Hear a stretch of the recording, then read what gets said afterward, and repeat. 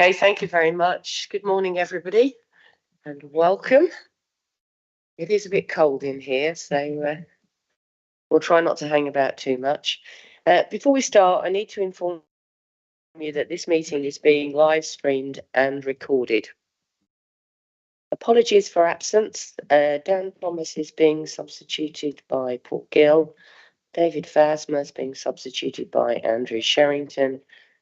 Billy Webster, unfortunately, has got another commitment, as has Gwilym. And I presume Alan's on his... Oh, Alan's here. Yeah, okay, thank you. Item number 2, disclosable pecuniary interest. Does anybody have any interest they wish to declare at this point? No? Okay, thank you. Minutes of the previous meeting, the 15th of November. Is everybody happy with the minutes? Yep. Okay, I'll second. Is everyone happy? Okay, thank you. We have no public questions. And we have no member questions. So we're moving on swiftly to item number 6, which is the Capital Strategy Task and Finish Group. So I don't know if Julian, if you would like to present your report. Thank you, Chair. I'll take it that people have read the report. First of all, can I say a huge thank you to the officers who supported this task and finish group. Had some really interesting input from them, and some of the recommendations came directly from officers. And thank you to all the members who provided lots of interesting insights. And I hope the result of that is some useful recommendations. So I'm just going to briefly go through some of the recommendations. The first thing I just wanted to say is something around transparency. I think that a couple of the recommendations play into this, and there was definitely a sense that that members would benefit and the council would benefit from members being more aware of the whole process of the development of the capital strategy and of the process for bringing schemes forward. There were some of the recommendations are actually based on direct experience of some of the members of the group. And just by way of a sort of an illustration of that, actually nobody in the group had ever heard of SPOG, which is the member group, the Strategic Programme Officer Group, which is actually making decisions around what goes into the capital strategy. So that was interesting in terms of levels of transparency. So just to point to some of the key findings, the key recommendations rather. So I'm going to go straight to recommendation 2, which is precisely that local member awareness should be stronger. And associated with that is a later recommendation 5, around geographic visibility. And I don't think we're saying that the capital strategy should, be spread across all divisions equally. That would not be a realistic way of doing it. But we do need some transparency on it. We do need to be able to see that, so that members can reassure their own constituents that the capital strategy is being used appropriately and fairly. Recommendation 4 brings together something that I know I've brought to this group previously around the idea of an opportunities register, and Councillor Buckley also referred to the existence of central teams in other councils which help to develop the capital strategy and do the horizon scanning, if you like. So we're making a specific recommendation around those two to make sure that we're taking all the opportunities that we can. Recommendation 3 is the one that comes directly from officers, actually, that we have a more robust system for reviewing capital programme upon delivery, that we reflect and learn more effectively. There was a sense, I think, from officers that perhaps we weren't doing that as well as we can.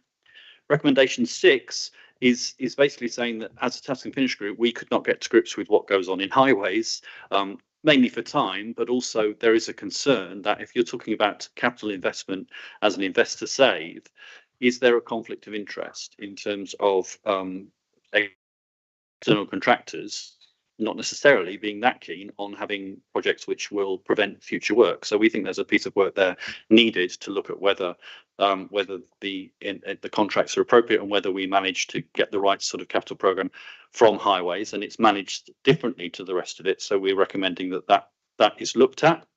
And then finally, to just say that with the group itself, as I say, the level of engagement from the members of the Task and Finish group was excellent, and we were also volunteering ourselves to, if you like, be a sense check for what comes out of any recommendations. So anything that if you agree is then agreed by Cabinet, we are keen to see that through and to meet again at some stage to see where these recommendations are going and if they're reflecting the thoughts we had. Most of the Task and Finish group are actually in the room, so there may be other members who may wish to add thoughts. Thanks.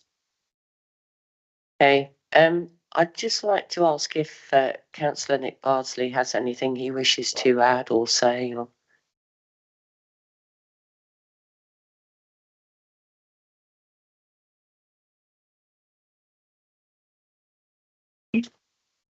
Really, just to back up what the chair of the Task and Finish group has said, particularly in relation to the review of projects.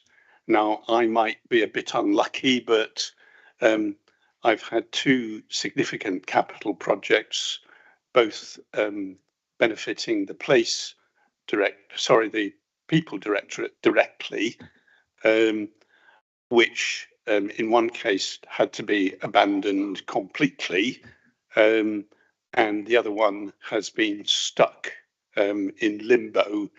I've got a business plan dated July 2020, well founded, except that actually nothing has happened. And it's 3.5 years later, and I've checked with officers, and we seem to be no further forward. So I do think that individual projects do need looking at quite rigorously, because we rely on those projects to deliver significant benefits to our residents. In the case of the project that still might happen, it's for assisted living accommodation, which is really needed, no question about that. But also, it was going to deliver revenue savings. And here we are, quite a long time afterwards, and nothing has happened. And as far as I know, nothing is imminent either. So I do think, as I say, my experience may be atypical, but I fear it isn't. And I think we need a rigorous system involving, in my suggestion, and backed by the chair, both the cabinet member and the local member, because local members have their feet on the ground. They know what's going on. Sometimes they're involved, but right at the last minute. And there's a wealth of knowledge there that would benefit the council as a whole. Thank you, Chair. Thank you very much. Open it up. Members, has anybody got Peggy?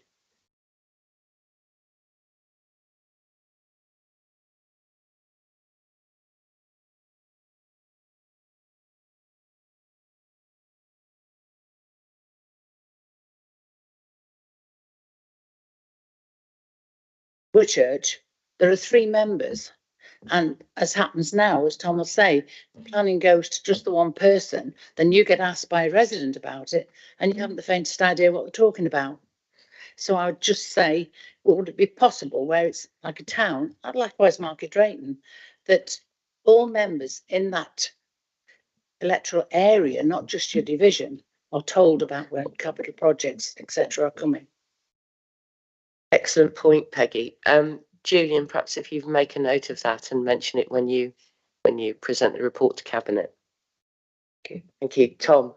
I think I'd just like to follow that up, because one of the biggest projects we've had recently in Whitchurch is the Paul's Moss Medical Centre. And that's actually technically in Whitchurch South. So neither Peggy nor I were actually notified that there was even a plan. There were 3 planning applications. The third one came out during COVID. Neither of us were actually notified. And it was purely by chance that I actually looked at the planning portal and found the application. And I did actually make quite a large submission about car parking. But the point is, Peggy has very eloquently made, in a market town where there's more than one member and different divisions, I think everybody should be notified, particularly planning applications, but also other issues as well. So I'm just really backing up what Peggy said. Okay, thank you, Tom. Julia. Yeah, I support that, and we've had issues obviously in Bridgnorth where the town is divided into east and west divisions. So sometimes a capital project is physically in one area, but it affects the whole population. I think it's not just to be a recommendation here, but the recommendation that should be updated in the local member protocol, because it's the local member protocol which ensures that officers do inform the member, and at the moment it says local division member. So if it could be quite specifically updated in the members protocol, we have the best possible chance of finding out what's happening. All I'd say to that, Julia, is I think it has to be proportionate. So in the case of a doctor's surgery, people come from, I don't know, probably 6 or 7 miles to the surgery. So I absolutely get that. But I think on smaller things, so I think it has to be proportionate. And I'm and the example I would give is the closure of the highways, which served 121,000 people, but was 500 yards away from my division, so I didn't get the note. okay. So I think large capital projects can be quite specific, which is what we're discussing today. Yeah. Okay, thank you, Julia. Roger. Thank you, Chairman. I note in the report there is a comment there about having some central section, I use that word, overseeing the capital projects, so that the ones that are urgent to the council as a whole, for example, revenue savings, can be driven from that, because the examples that we're quoting about the children's centre, etc., there, if that was centrally driven as well, to show how important it is, because you yourself have quoted, and I think I have as well, quoted the savings that could be made if we had centres where children could be looked after and we didn't have to outsource them so much. It's been going on for years and years, well before even 2020. I can remember looking at various accommodation that we could have, and it seemed to drift. Now, with the savings that is there, it is an urgent priority for this council, and there will be others. So I'm not sure the position on the cabinet member, whether they are fully involved with this or whether it's the department which is driving it or not. But certainly there needs to be some central oversee of all these projects, because the council, as the leader is saying on the radio present, I think, saying that this council has great revenue problems, and any capital that can be used to invest and give some urgent savings, it really should be top of the list. Thank you, Chairman. Yeah, thank you, Roger. And I know Gwilym's spoken to me and he's really sorry he can't be here today, but he is aware of the issues. So, Alan. I may have missed something in this when reading through it quite quickly, but I couldn't see any reference to place plans and the role of place plans in the determination of capital projects. I mean, we at the town council spent spending quite some time on place planning. Lots of suggestions from council across the piece, and yet I can't see that is used in the development of the overarching capital strategy. Julian, did you actually talk about the place plan areas in relation to capital strategy? Actually, interestingly, we didn't have much input on place plans when we were asking officers about how proposals came forward, which is an interesting point that perhaps we could have investigated further. But I think the other point I would make though is I think perhaps our focus, my understanding, it often with place plans is that they tend to be, I know the words aren't sitting in there because they mean the same thing, but they tend to be place directorate based. And I think a lot of our discussion was we were really keen to make sure that there was the adequate support for developing proposals beyond the place directorate, and in particular around children's services and adult services. And so, perhaps that was why we didn't investigate place plans. But I take the point. But also, just to make the point, we weren't, we're not necessarily talking about replacing everything that's already happening. These are recommendations to add to the additional processes to improve it, to make it robust. So we wouldn't be suggesting taking away any reference to place plans if that's already taking place, which I imagine it is. Well, the officers say if it is. Sorry, Alan. The officers tell us where the place plans are taking account in the development through the SPOG or SPAG or whatever it is. Okay, so what I'll do is I'll bring Ben in. Ben J, would you like to answer the question? Is Ben? I think Ben was your. Yeah. I'm happy to comment, Chair. I think it's an interesting area that needs some better definition, and it wouldn't be difficult to ensure that through, particularly through the finance team, but also working with colleagues in the Place Directorate, that there was clarity around where and how those engagements were made, so that we could be clear at least on where and how that had happened, and if we need to improve that, we can tighten that up as we go forward, if that's acceptable, Chair. Yes, thank you, Ben. I just think it is important because these are ideas which are coming through from the grassroots, from town and parish councils, obviously, and which have been well debated and discussed at the local level. So if they're not taken into account, then it should be, I think. Okay, Julian, did you want to just add something? Yeah, I'm happy for us to take that as a suggested addition, and I'll work with Tom to make sure that we get that in before it goes to cabinet next week. I mean, I think the key to it all, I think, from my perspective, is the engagement with the local members. So, you know, what Julie was saying about, you know, something that was 500 metres from her division, you know, I get that. But then the Shrewsbury Place plan is absolutely huge. Some of the other place plans are a lot smaller. So I think you have to take it case by case and see. So I don't, you know, because you can have overlapping place plans for, especially for doctors' surgeries as well. So, for instance, my place plan, I think there's about 3 different surgeries that are in other place plan areas. So it's how you sort it out, and I think certainly it needs looking at, and it might be a future piece of work for you, Julian. Thank you, Andrew. It strikes me we're talking about a control point in the process, and that is that because we don't have a register of projects, and because there's a question about place plans, there's no opportunity to call a question about how officers provide the expressions of interest which form the first nugget of a capital plan. So you can't see it, you can't question it. And that's why it's imperative that the recommendation about having a register of projects where you can see how a project is initiated and how it moves from one stage to the other is of vital importance to ensure that we capture the very things that the honourable member has been talking about. Honourable member.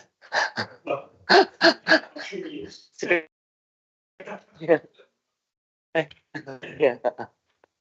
Okay, Julian. So have we got any more comments? No.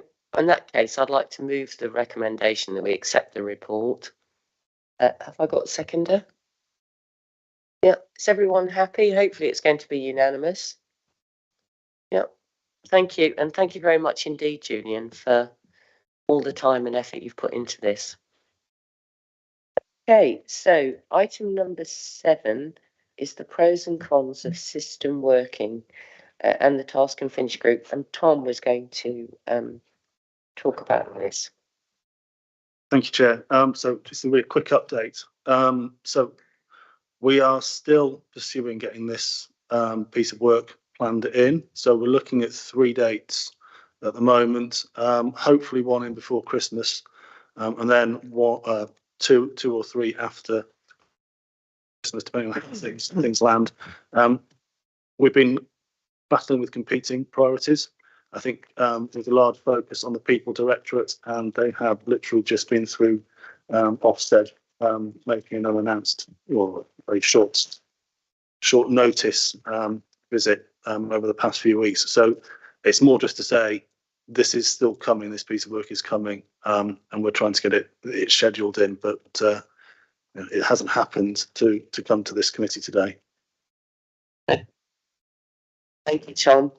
So item number 8 is period 7 financial monitoring. I'll pass over to James to start this off. Yeah. What do you want, Ben or? I can. Is that working?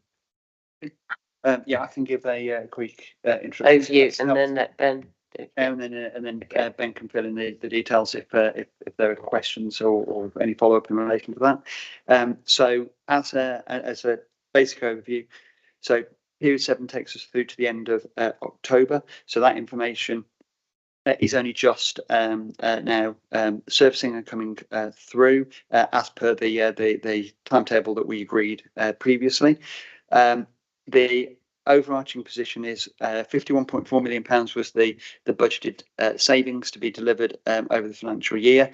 There are two parts to the delivery that we talk about: the savings that are delivered and actually in the bag, and then the savings that are forecast to be delivered before the end of the year. So that latter figure is now up to 40.87 million. So near enough 41 million of the 51 million. So that leaves about 10 million pounds still to be delivered. Of that 41 million pounds forecast savings delivered, 35.5 million is delivered and in the bag.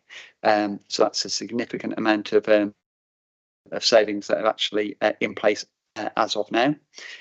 So 40.87 forecast delivery, therefore 10 million pounds worth of savings unachieved. Added to that, we know that there are demand pressures, particularly within the People Directorate. That has not changed significantly. Again, as has been reported previously, we're working through how that demand management cost and mitigation works over the next 12 to 18 months, but that is still hovering around the mid-20s, about 25-26 million pounds in terms of that pressure. So mitigation against that would bring us down to an overarching overspend of around about the 10 million level, which is basically the savings that have not yet been delivered. So we're still working on that, but the headline is around about £10 million overspend by the end of the year, and 41 million of the £51 million worth of spending reductions delivered or forecast to be delivered by the end of the year. Okay, thank you, James. Yeah, can I just ask a question before, Julia? You said we forecasted 10 million overspend. It was 21. Is that right? Has it come down? So if I can share, the mitigated position is the position after we've made an adjustment for the demand management pressures within adults and children. So that's been hovering around about the kind of £6-7 million figure. So at the moment, this is early figures in relation to period 7. It's not a full review, but that figure would be around about 10 million rather than 7 million. But that's the overarching figure. In terms of the delivery savings target, that's the one that's increased. Okay, thank you. Julia. Thank you very much for this verbal update. I'd like to express my frustration that this isn't written down. You say that this was the October information being presented on the 4th of December was an agreed timescale, but the agreed timescale is that we would receive monthly written updates. We have never received monthly written updates. I see a monthly email from the Chief Executive telling the staff how much is predicted to be saved. I personally have never received a monthly written update telling us how much we've spent, how much we've saved, and what the balance is. And I hope that after this meeting today, we'll receive a written version of what you've presented verbally. It's really important for elected members scrutinising the administration have access to written figures. It's not possible to do this in a verbal way. So therefore, I have lots of questions to try and understand what you've just presented. If I've understood, 40.87 million is forecast to have been saved, of which only 35 million is definitively attributed in the future. So there's a gap of nearly £6 million there, which I think would leave us at 16 million unachieved, not 10 million. You then add in the demand pressure of another 26 million. So why isn't 10 plus 26 an overspend of 36 million? Can you explain to me why the demand pressure isn't added to the existing deficit? There you go, James. Chair.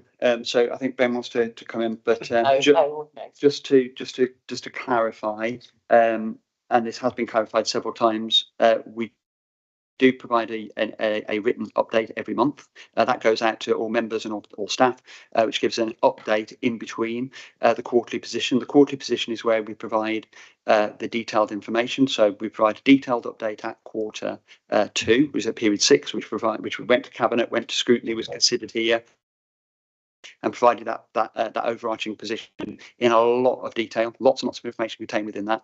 What we said we would do is we would provide a written update on a monthly basis in between that on as each period goes through. As part of that timetable, the end of October should be available by the middle of December, as was reported and agreed by this the scrutiny group at the last meeting. I did say, I think it was a question from Councillor Evans, I did say the written information would not be available in time for the meeting today, but I was asked if I could provide a verbal update, and that's what I've done on the back of that. So it was never ever going to be the detailed information, because we don't have the resources to update that on a monthly basis. We update that on a quarterly basis. So it's about providing that update. In relation to the question specifically asked, at period 6, quarter 2, we've always updated this information in the same way. So we say these are the forecast savings by the end of the year. So there are things in plan, things that are in progress, which are taking money out of the budget, but until things are actually delivered and over the line, we can't physically take that money out of the budget. So to be transparent, those things that have been delivered and achieved, we take out, and that's where the 35.52 savings delivered, which is an increase from period 6, which was around about 30 million. So significant progress has been made on that. But what we then do is say, because there are still, in the case of period 7, another 5 months of the financial year remaining, we believe that there will be, so a very simple example would be if a contract is due to end and is going to be renewed at a reduced value, and that contract is in February, then we anticipate that there will be a saving for that remaining month of the year. But until we get to February, we can't take that money out of the budget. We can't confirm that's actually been delivered, because we're still going through negotiations or whatever that might be. So there'll always be a forecast position, and the forecast position is based on officers around the organisation working to identify, through a lot of work that happens every month, identify exactly what that forecast looks like. And then behind that, the finance team are removing money from the budget as soon as they possibly can when these things have actually been delivered. That's why we demonstrate the 2 figures. Again, in terms of that overarching position, the demand pressures within adults and children's have been plus over £20 million throughout the year. Again, we've been very transparent about including that within the quarterly monitoring position to say what that looks like, and then estimating what the demand mitigation measures might be. Again, we had a long conversation about this as at period 6 to describe where those areas could be. We talked about additional funding. We talked about using demand mitigation techniques. We talked about using earmark reserves. We talked about as the fallback of the general fund balance. All of these things would be removing and reducing and mitigating those demand management pressures. And again, this was talked about at length at the group leaders briefing as well.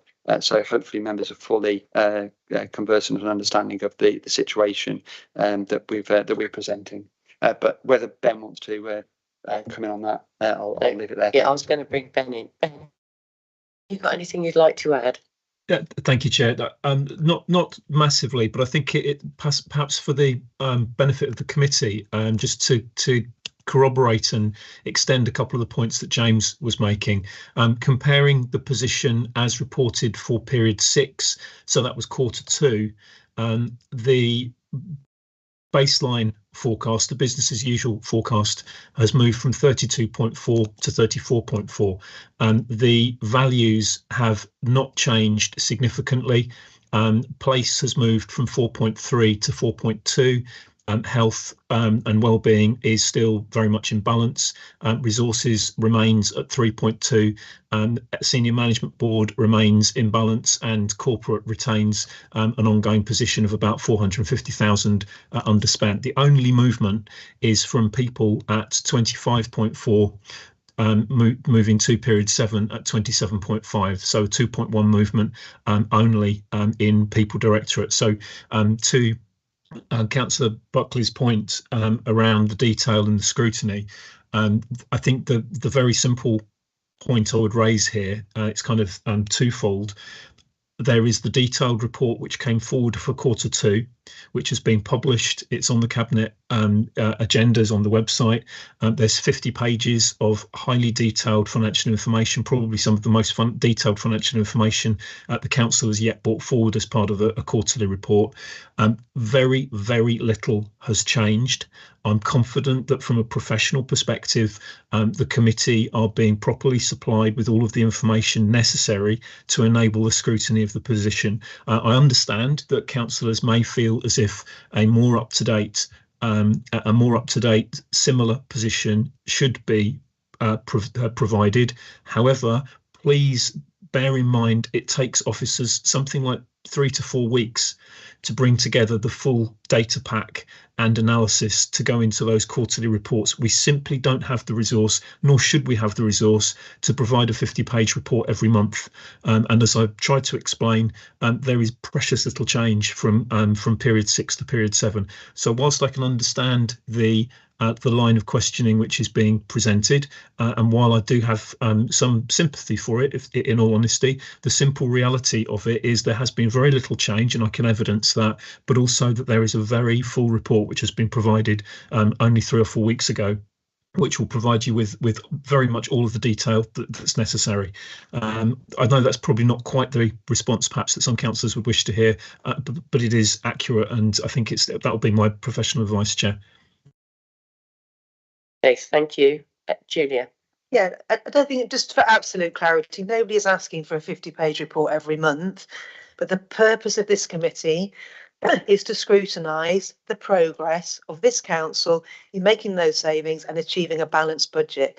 In order for James and Ben to have read out those figures to members today verbally, they must have had them written down. And I believe the members of this committee should have received a 1-page written budget update in advance of this meeting.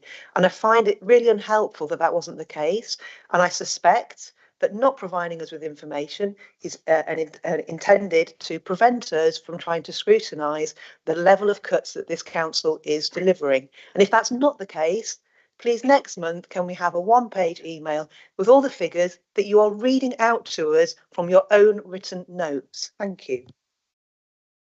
Yes, James. Any response to that is that this committee asked for a verbal update. These figures have not been finalised, but the agenda says to receive a verbal report. My understanding is that was me speaking to the committee, and that's what we've done. If committee want a written report, then we can provide a written report, but it will only be the verbal information that's been recorded in the minutes or has been recorded in this in this meeting, and those figures are not finalised because they haven't actually been through the full process yet of signing those off. But to try and be helpful, we've provided as much information as we can. So we've had this I think we have this conversation at every scrutiny committee meeting, and the answer comes back the same, that we have not got the capacity within the finance team because it takes 3 weeks to come up with these figures, to do it every month. And so it was agreed, and I think it's been agreed at the last 2 committees, that we would have this verbal update of James. And certainly the update he's given will be minuted. And Amanda has got the information there. Have you in the minutes? Yep. So it will be recorded. Yeah, just to clarify, absolutely the resources in the finance team are finite. But what I think the scrutiny committee need to remember is that the budget monitoring starts from all of the budget holders across the authority. So we're asking every single service to be going through and reviewing their figures on a monthly basis. And that's what we're doing. But we can't expect them to be able to do that within a couple of days. It takes weeks for that information to work its way through, for the questions to be asked, for the proper scrutiny to be undertaken within service areas before the finance team even get to see those figures through the ERP system. So the whole thing takes weeks to work our way through every single one. So from memory, the last time this was brought up at the scrutiny committee, what was said was it's unrealistic to be able to produce any meaningful figures for 2 months, because you have to do the month and then it takes you 3 months to come up with the, you know, to crunch the numbers. Yeah. And so I think we've been through all that before. I mean, it's not great, but that's the position we're in. Roger, okay, so I've got Roger, Andrew, and then Tom. Thank you, Chairman. Can I remind that it would be useful for minutes, but the council has chosen not to allow members to see the minutes of this meeting until the agenda is published for the next one.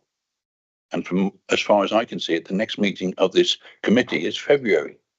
So we will not see any minutes until then, unless there's another meeting in between time. So it would be useful to have a one-page summary. Understand it's draft and it's subject to change, but we've had figures read out this morning. It would have been surely possible yesterday to send out 1 page of an A4 summing up those figures. They are recorded, so it's there, but I would ask that that 1 page summary be sent round members ASAP. As I understand it from what was said, is that there is on the council's budget, as was set in February, there's £10 million at present estimated as an overspend, which is still being addressed. If we take the deliverance and the forecast together, there's £10 million left. Of the £26 million, due to the extra demand in services, is there £10 million of that left to spend as well? Because that would, or is it 5 or 6? I'm not sure it's taking it down, but it's the overall deficit that is at present being predicted for next March is what we need to see. I have every confidence in the officers in managing it, but as a scrutiny committee and looking at other authorities throughout the country, I think we deserve to know where we are, even if it is just as a briefing sheet where it's estimated at this time and officers are using their best endeavours to ensure that the council delivers as near as possible the balanced budget which we were all promised would be delivered in February. We're not. We're going to have to use some of the general reserves, and as is minuted, there is the long-term reserves which we'll be using. So I'm not sure how much of that are we at 16 million, 20 million pound in total that we will need to use either general or long-term reserves in order to return this balanced budget. I'm unsure about it. So if that could be covered, maybe in a briefing note sent out later on today. But that is what the members of a scrutiny committee should surely have. That's what they deserve. Thank you, Chairman. Okay, so the next meeting is the 12th of January. James, have you got an answer to the question that Roger asked, or Ben? Yeah, I can find Yeah, it. find the question. Okay, Chair. Yeah. So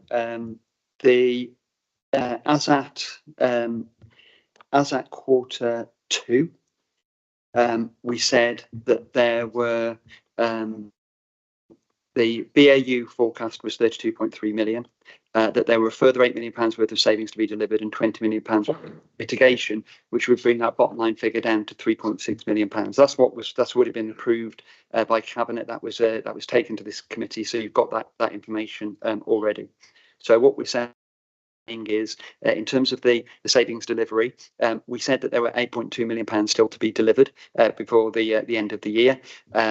Based on the movement between period 6 and period 7, of that 8.2 million, another couple of £1 million has been delivered already. So that means we're still on track to deliver that.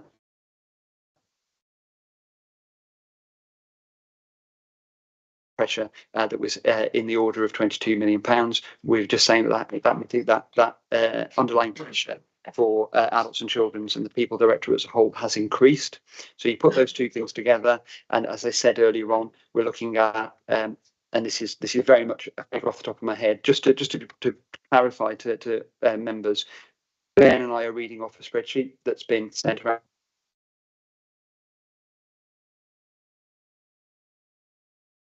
format at the moment that I'd like to be happy to release. But in the spirit of, again, as I say, the question that was asked was, can I have a verbal update, is what the committee asked for. That's what we're providing. Quite happy that members are now saying I prefer to have a written one.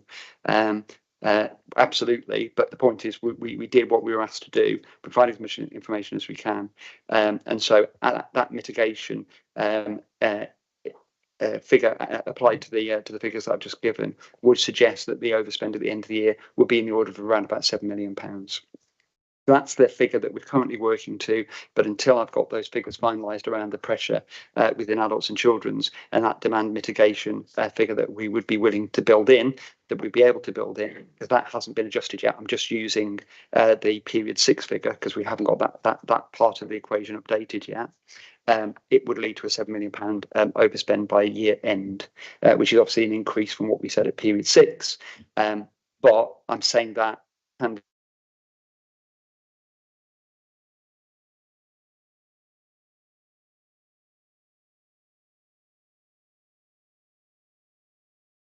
day by day, week by week, month by month.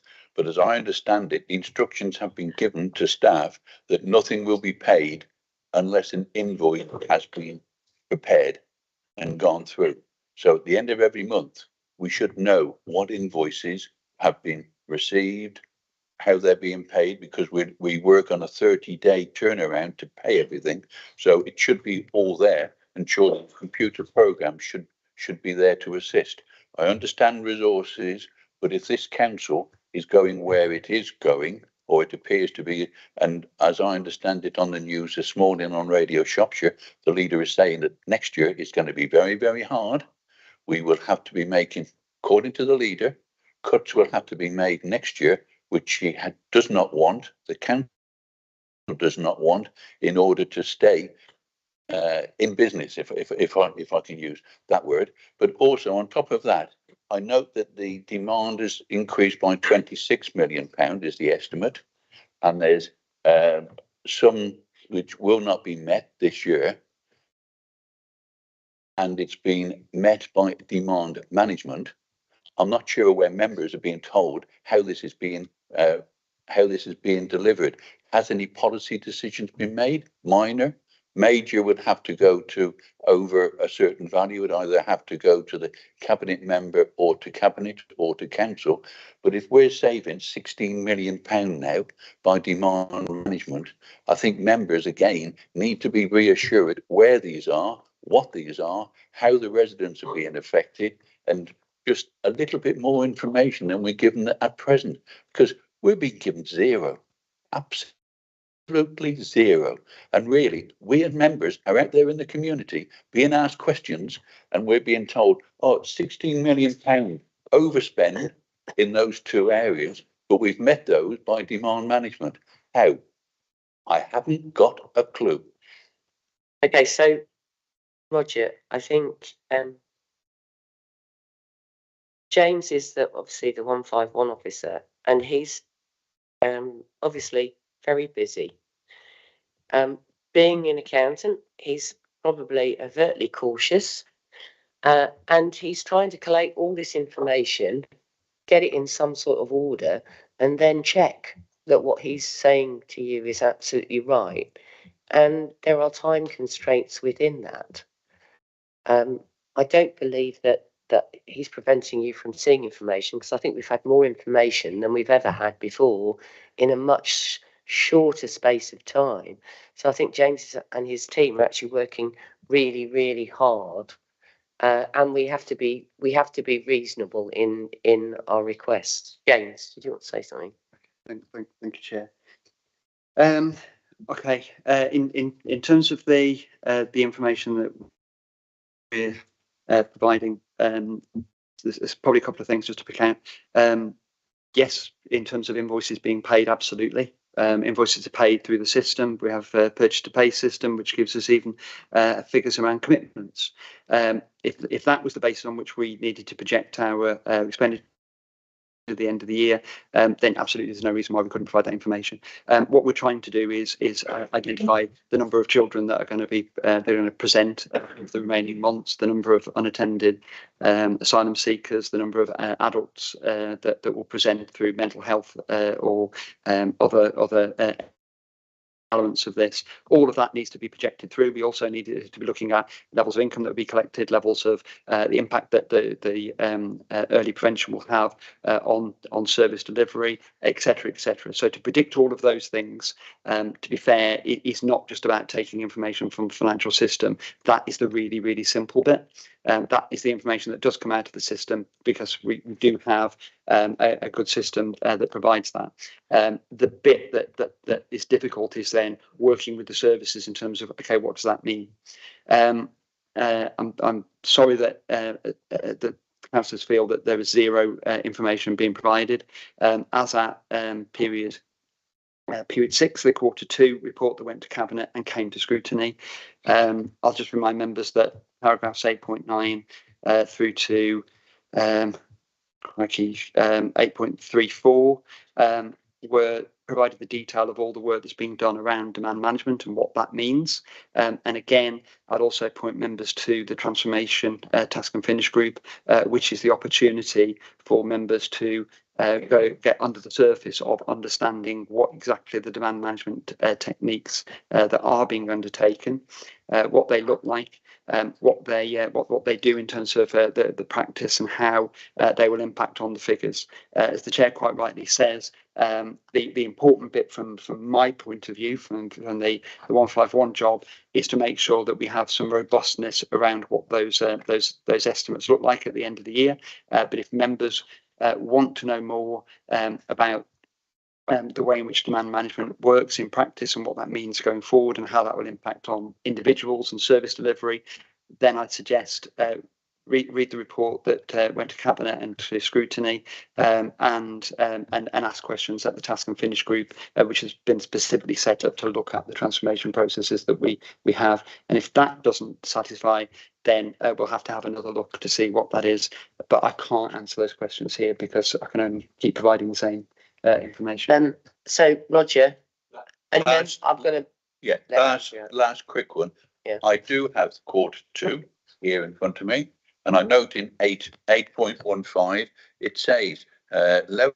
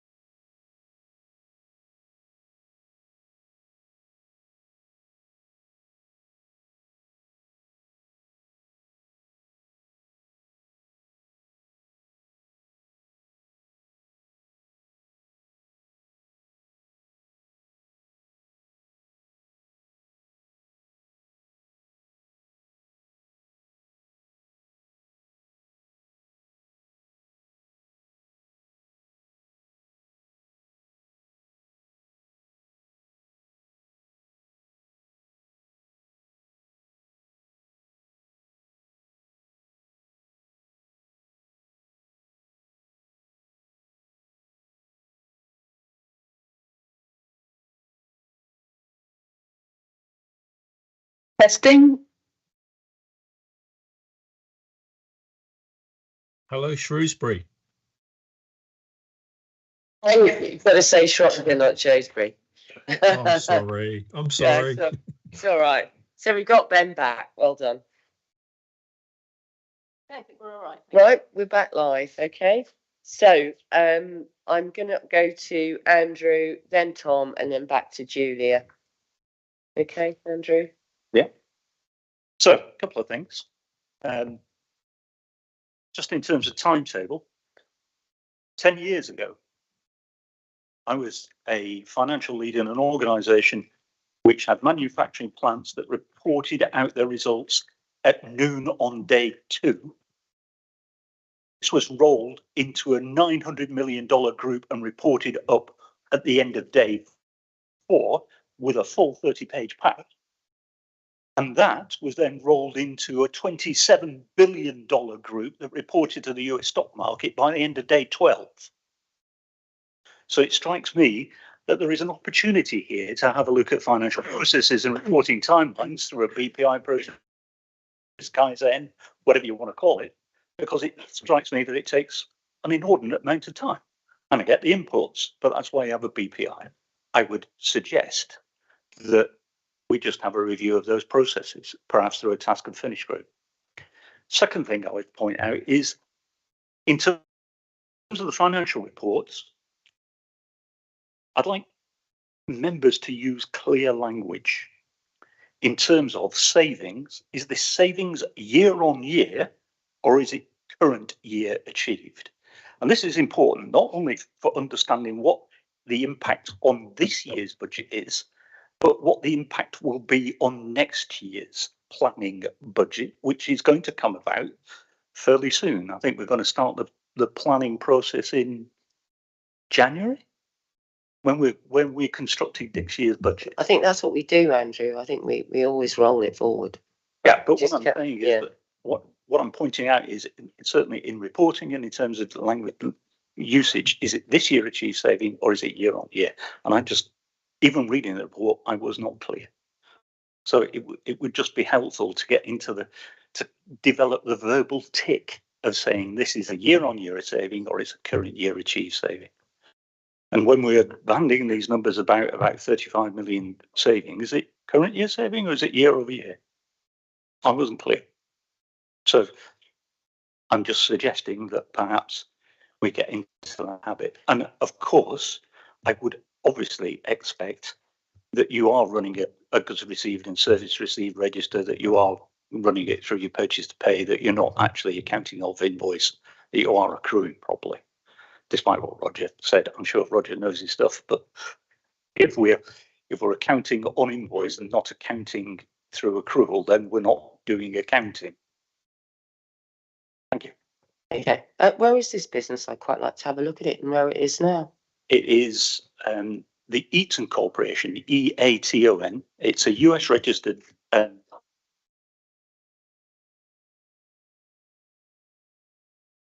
two arms. The first one is fluid power, and that is hydraulics, aerospace, automotive, that kind of stuff. And the second is electrical, and that's anything from the generating plant to the switch.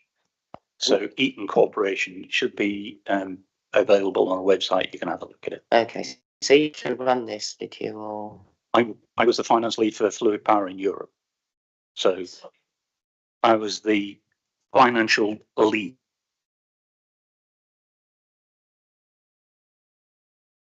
group in fluid power in Europe, and my bunch was 900 million US. So right, thank you. Have you got anything you'd like to say, James? Yeah. So, right. So in terms of the way that we describe the expenditure income, so without going into great detail, I'm quite happy to have a conversation about the meeting. But the well-established approach is that we set a budget for the year that gets rolled on in terms of the budget position for future years. So spending reductions, income generation, whatever, will either be a one-off or will be a budgeted adjustment. So if it's a budgeted adjustment, then it will impact on this year, next year, and every year beyond that. So the savings, the spending reductions that we've been reporting this year, the vast majority of those will be, well, all of them. It's taken this year, and it's taken from every year in the future as necessary. The only exception to that will be where there are adjustments that are made over a longer period of time that perhaps don't hit before the end of this year, but will be taken out in the next financial year, and there may be some one-off mitigation in terms of that.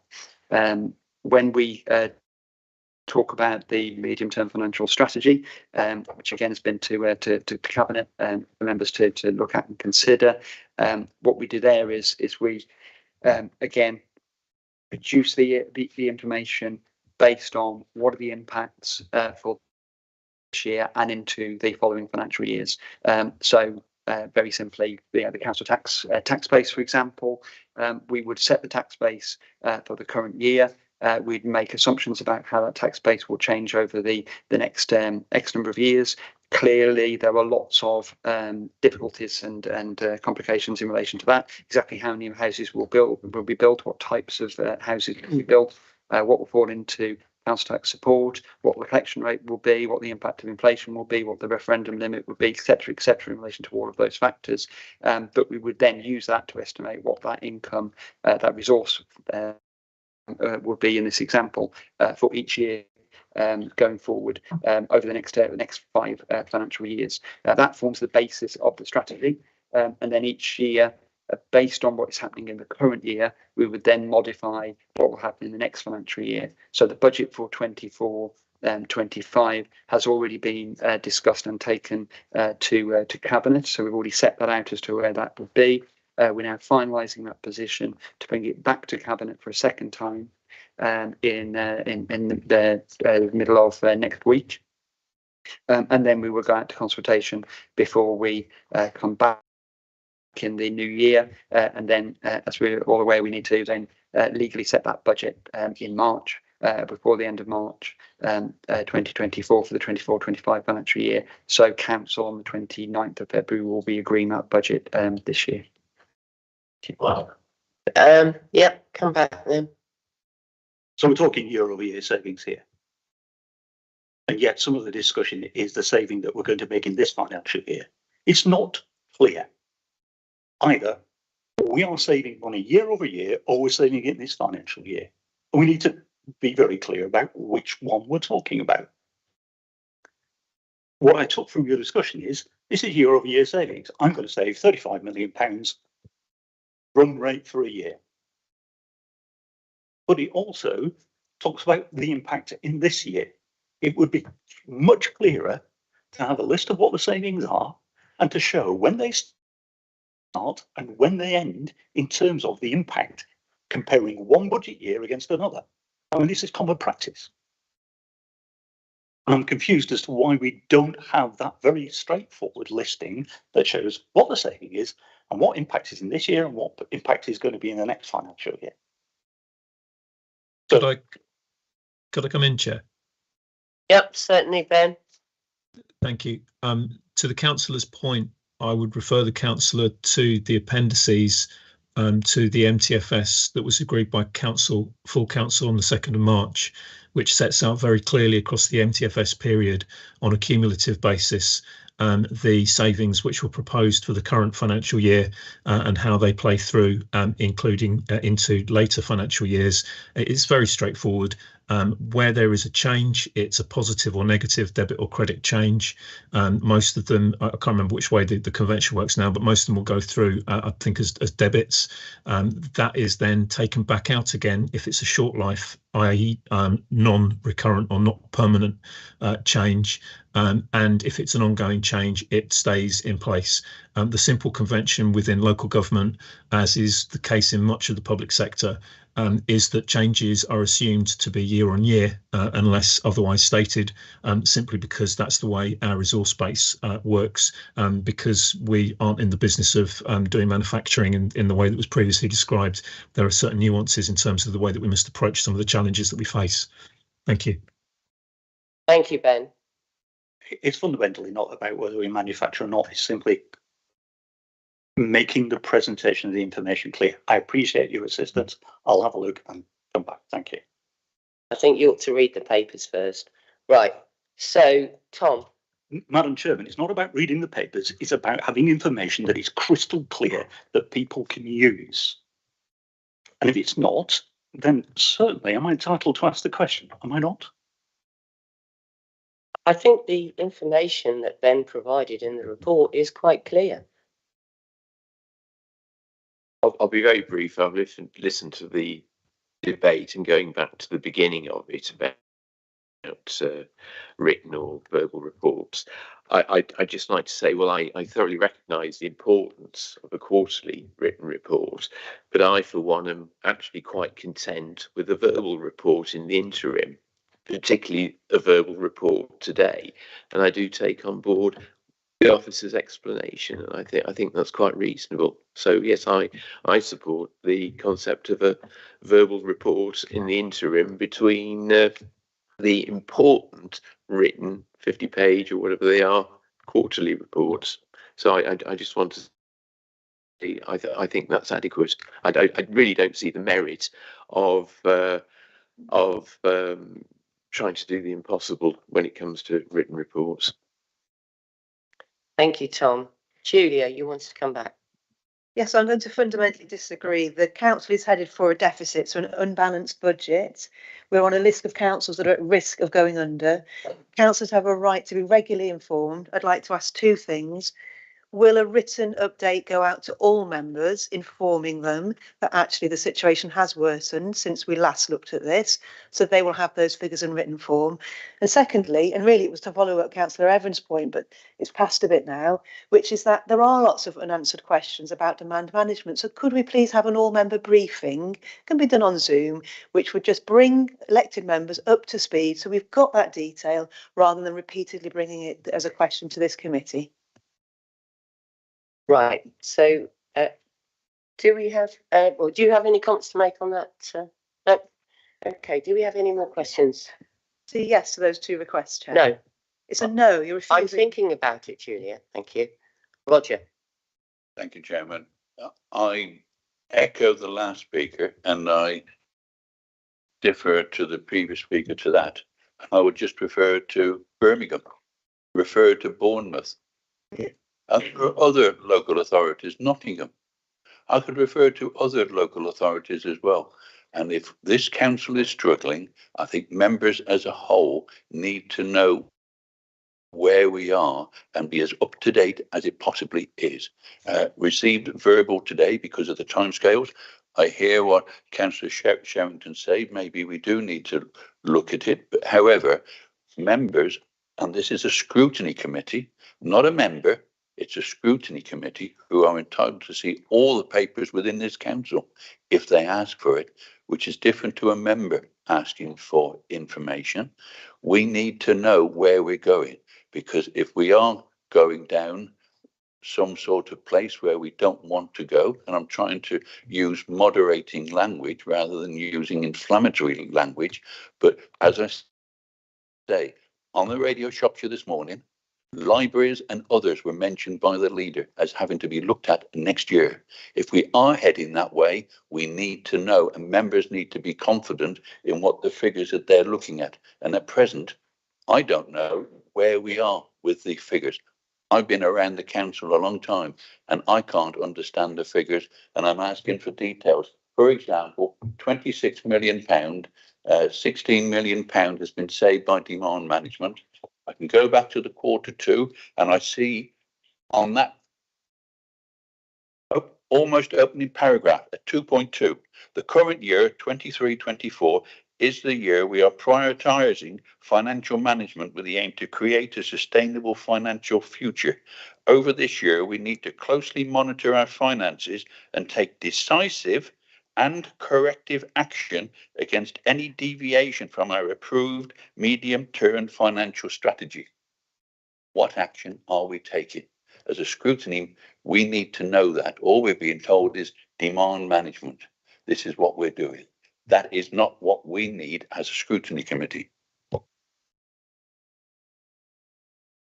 I get the impression that some of the committee members think that James is hiding information from us, which absolutely Sorry, Chairman, isn't no, true. I'm not. And I said at the start, I have every faith in officers.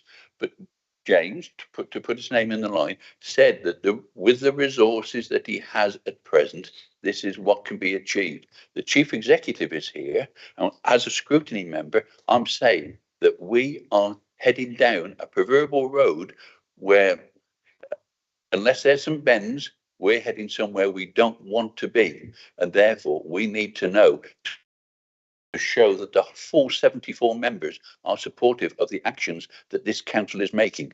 74 members as a whole do not know the actions that this council is taking, and we are asking to be informed about it. And it's to do with resources as much as anything. Okay, so what I'd say to you, Roger, is certainly over the last even 6 months, I think the demand for children and adult services has just grown exponentially. And I think it puts finance and everybody in a very difficult position, because what they're trying to do is they're trying to work out whether we can, whether the demand will actually slow down or whether it will increase. These are questions that are incredibly difficult to answer, and it's incredibly difficult, I think, for Ben and James to give you information, because what they're trying to do is they're trying to give you what they think is the most up-to-date information. But of course, if James writes these things down, which he could, they are subject to all these different pressures, because we are under so much pressure. You only have to look at our looked after children numbers, you only have to look at the number of people we have in care, and the graphs are just going up vertically. So I think it's a very difficult situation. Have you got anything you'd like to add to that, James or Ben? Ben, sorry, just to kind of reiterate what I've already said. Really, the financial projections and information that we produce are not owned in any way by the finance team. They are not produced by the finance team. It is the local authority. It is the services and the service managers within that are looking at their service areas. They are the ones that are transforming their areas, working with others as to what that can look like. We know what the pressures are within the local authority. It's my job to make sure that we are accounting for all of that appropriately. We have limited resource to do that, but that's what we're doing. We're accounting for it appropriately and properly. You can look at the internal control framework of this organisation. You can look at the work that's been done around the drawing together of the medium-term financial strategy, the Section 25 statement, the robustness of estimates work that's been done. All of that is suggesting that what we're doing is right and is appropriate and is good practice, if not best practice. We had the financial peer review by the LGA that came in and said that there was a strong and professional and robust financial base to this authority in terms of the way that is managed. What we can't get away from is that there are constantly difficulties within service delivery, particularly driven by demand management within adults and children's, that we are having to manage. And there are two parts to that. We need to manage the service in terms of the delivery. We need to deliver the outcomes of the Shropshire Plan, and we need to pay for it. And have we got sufficient money sat within that service area? I'm not talking about sufficient money within the local authority as a whole. I'm talking about the budget that's within that service area. We know that adults and children's are overspending. We also know that we are not preventing adults and children's from overspending, because that would then impact on service delivery to the most vulnerable people in society. So When you've got those two things going on at the same time, it is very difficult to make sure that everything from an outcome point of view on the service delivery and from a financial point of view in relation to the resources available to the authority are completely balanced at all times. So every month we are going through this. Every month we are asking managers to update their position, to give us an identification of what they think their current position is and what their position will be to the end of the year. That doesn't just involve financial information, far from just financial information. That involves a lot of performance information, benchmarking, estimates, forecasts, you name it. All of that is pulled together to try and get a feel for the way in which something which is fundamentally our responsibility as an authority to deliver, how all of that is being delivered. To get that then into a financial equation which can then be presented to members is a big ask for this authority. It doesn't just fall on the finance team. I could have 100 more people in the finance team. It wouldn't change the fact that there are people presenting constantly in to these services and work that's being done within those service areas to try and manage that. So we try and pull that information together as soon as we possibly can. We provide that information as transparently as we can. We put as much information into the quarterly reports as we possibly can. We are open and available to have discussions whenever members want to have those discussions with us as far as we possibly can. And we give updates in between then. We've also, as I've mentioned before, we've got the Task and Finish group that will look at transformation and what all of this means in detail. I can't provide any other information today. I've given everything that I can think of. If members aren't satisfied with that, I can't provide anything further, I'm afraid. Right, okay, thank you, James. Alan? I look forward to receiving the details that James is explaining and understanding the complexities of how the financial team work and the difficulties they're under. But nevertheless, it is a subject of much debate within the county whether or not we're moving towards the dire straits and circumstances that Roger and Julia have examined. So I just like to be simplistic in a sense, in that I just like to ask Andy Begley and James to state quite clearly whether they are more or less confident of avoiding those dire circumstances as a result of the verbal report and then the future written report that we're about to receive. If I very quickly just say, given that the amount of savings that are now in the bank and the amount of savings that have been delivered has improved from period 6, I'm more confident. Just to respond to that, in terms of the information that's being presented at halfway through the financial year to have delivered that proportion of spending reduction, makes me confident that we can deliver to the financial plan for this year.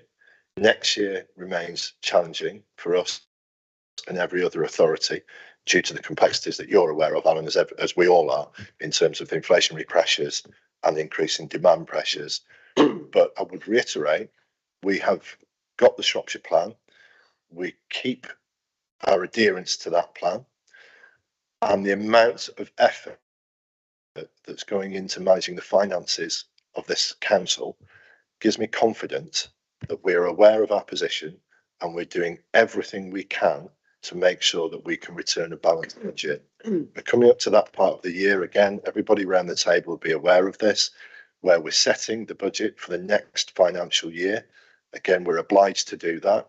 And in terms of members' involvement, we've got, again, as everybody knows around the table, a sequence of activity through Cabinet and Council and Scrutiny that gets us to that point where you, as the full council, agrees that position for the next financial year. Shorthand answer is, I'm as confident as I can be of that position, Alan. Thank you. Julie? It means that I simply, there are things way beyond my control or anybody else's that I can't be confident about. I can be confident about what I can control and impact and effect.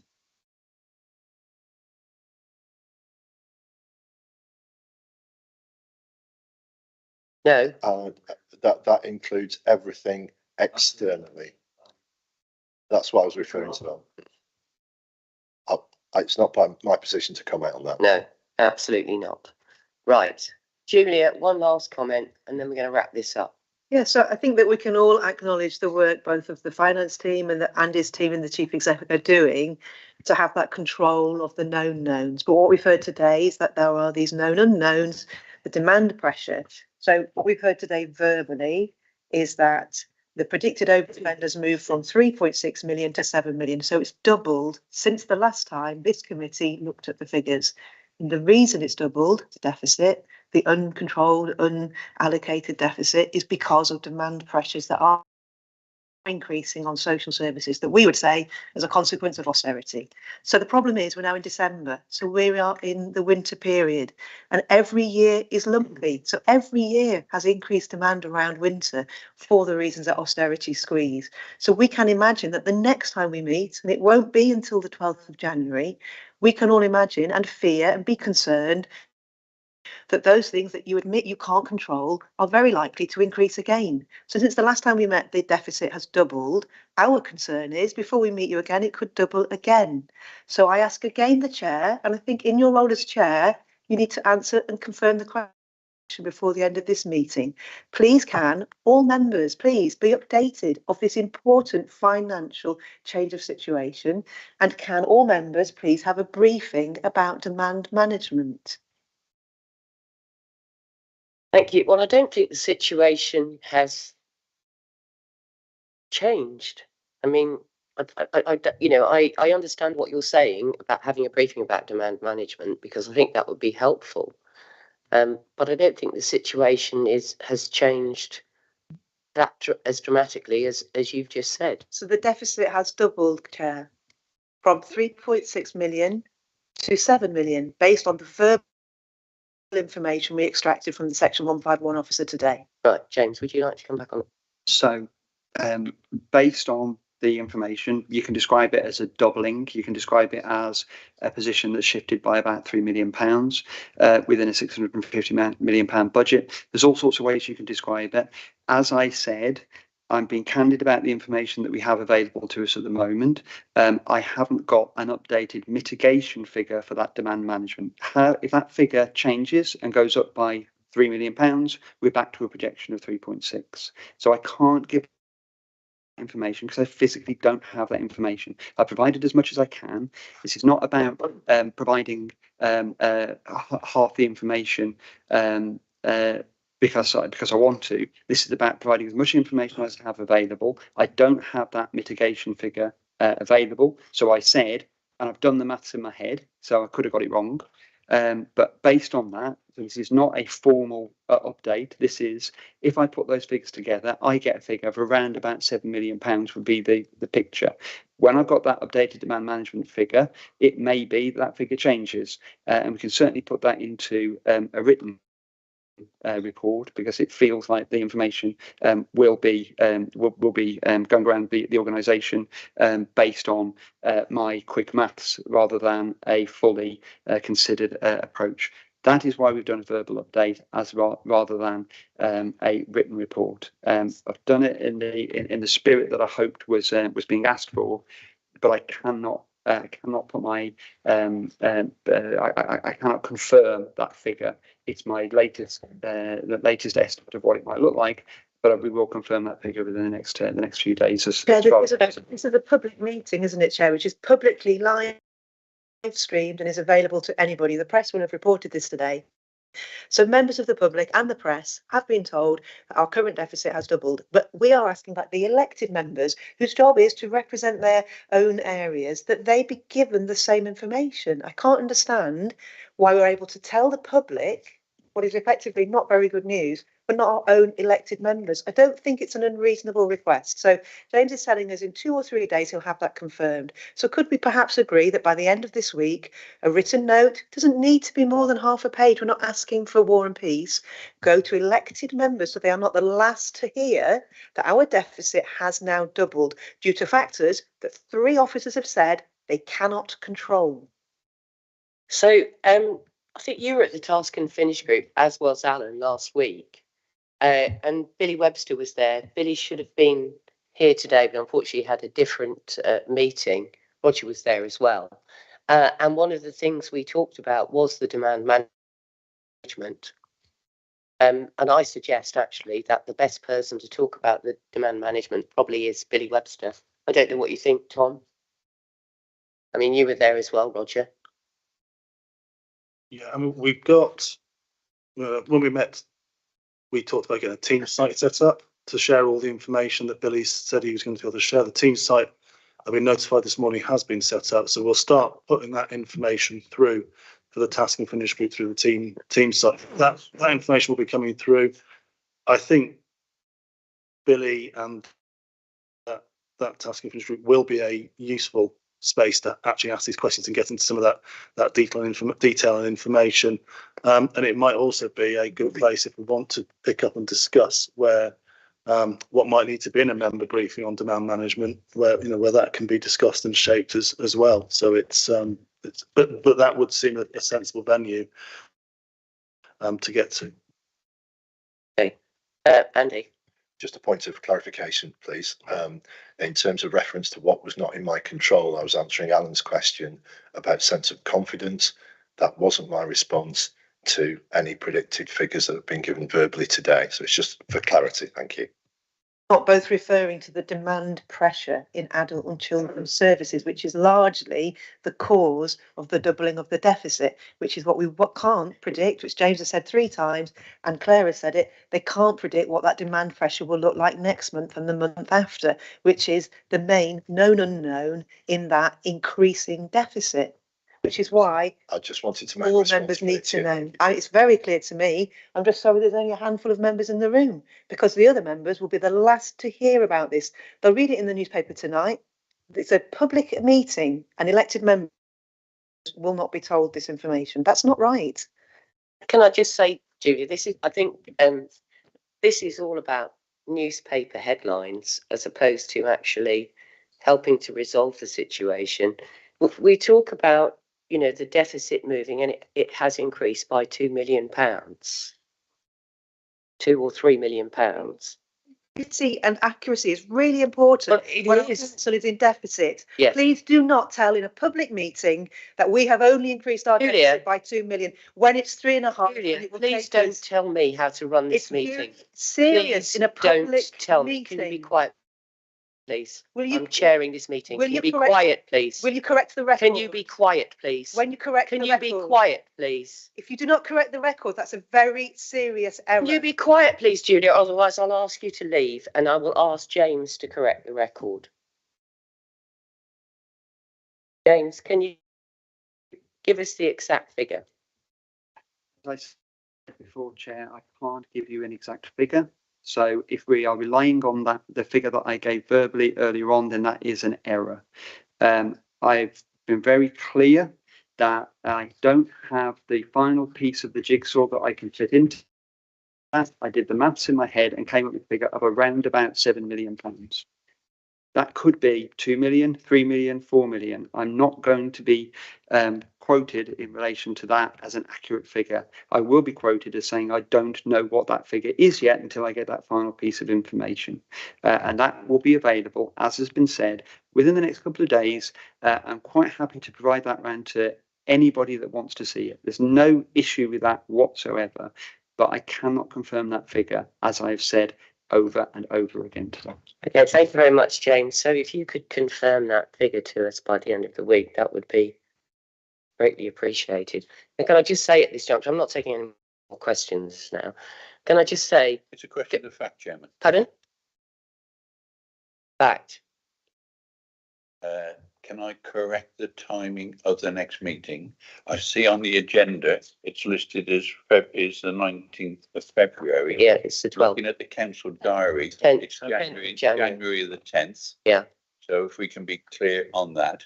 And also, the Cabinet will be looking at its budget a week on Wednesday.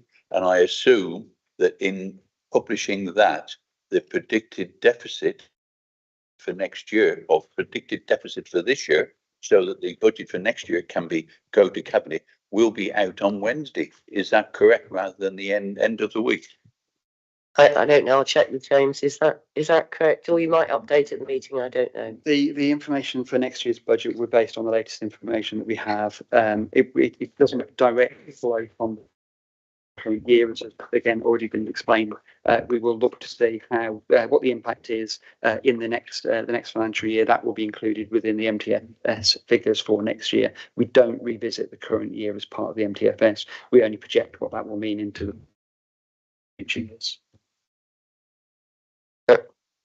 If I can, Chairman, I note that, but actually we need to know where it will, I assume, project where we expect to be the end of this year and what the general reserves will be to be carried forward to next year in order to do it.